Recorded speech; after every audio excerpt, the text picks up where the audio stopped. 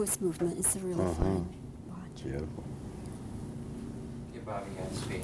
All right. Well, Bill Shatner, how nice to see you again. Good to see you. And good to see you up there on that screen as Kirk again in what I think is going to go through the ceiling. I really think so. Isn't that wonderful? Yeah, and you must have the same sort of vibes. But I wonder, when you first read this script, did you have any reservations thinking, oh, I don't know if we can get by with this? I did. Because of the uniqueness of our position in the movie, the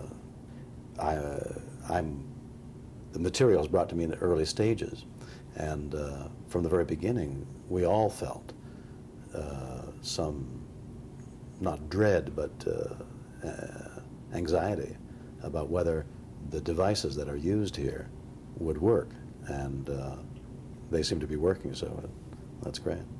Who or what changed your mind? About what? About the reservations. You. You changed my mind. It's only at the audience reaction do we Yeah, do but we you know. didn't have the audience reaction at that point. We didn't know. Until you have an audience reaction to something that you imagine is going to be good, do you have any validation?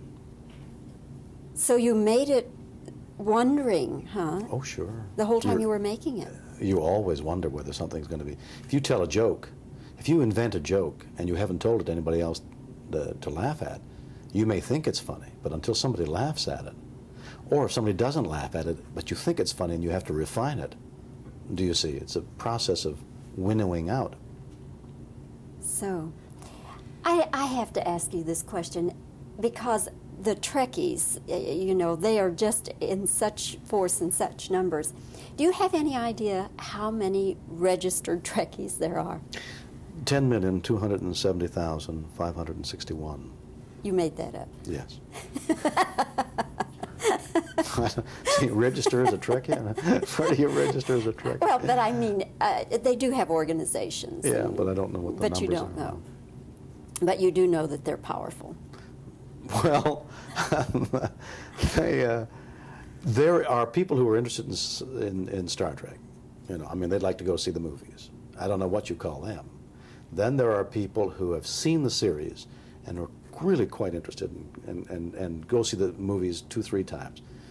Then there are people who know every word that the series ever made, have every moment that every of the movie they have examined with a microscope, and they know every motivation, and they like or they dislike, and those are the hardcore Trekkies, and they are vociferous.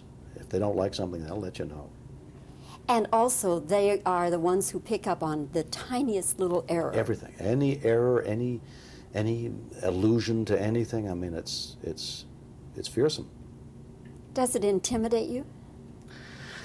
Well, no, because I mean, who are we talking about? It's that faceless mass. I mean, if there was one person, a giant person with a big bristly beard, said, "I am the Trekkie, and you will do what I say because I am the authority," then you could say, well, wait a minute, you know. But they're all out there. I mean, who are you going to please? So you got to please yourself. And you're going to direct the next one. Yes. And, of course, you've directed before, so Yes. it's not like it's your debut. But what sort of a storyline are you going to have? I want to go back to the basic Star Treks that I enjoyed a lot, which had a deep philosophy underneath it. Action, drama, format, conflict of characters that resolves itself. We're changed as a result of conflict. So you'll be back in space. You're not Yes. going to, no earthly. There might be. I have in mind a couple of Earth scenes, yes. Yeah. And. I mean, Earth in the 23rd century. Yeah. And when do you start on that? When will it come out? Well, we're working with the story now, and theoretically, this coming summer in '87, we'd be in front of the cameras, and theoretically, the film would be ready for release the following summer, I guess, or Christmas time. I'm not sure about that. Was that part of your deal, if you did this one, that they would let you direct the next one? I was busy with T.J. Hooker for many years, I was, in fact, we had to split a season in half to make, I think, 3, and directly after the season was over for 4, I made it and then went back. So I wasn't available to direct anything, although that was understood that I would. So when I became available, it was my turn. Well, we'll look forward to that one. Meanwhile, just count your money and count your blessings. You got a big hit. Thank you. Okay, Bill. Good to see you. Nice to see you. Nice interview. Thanks. Good. Yes.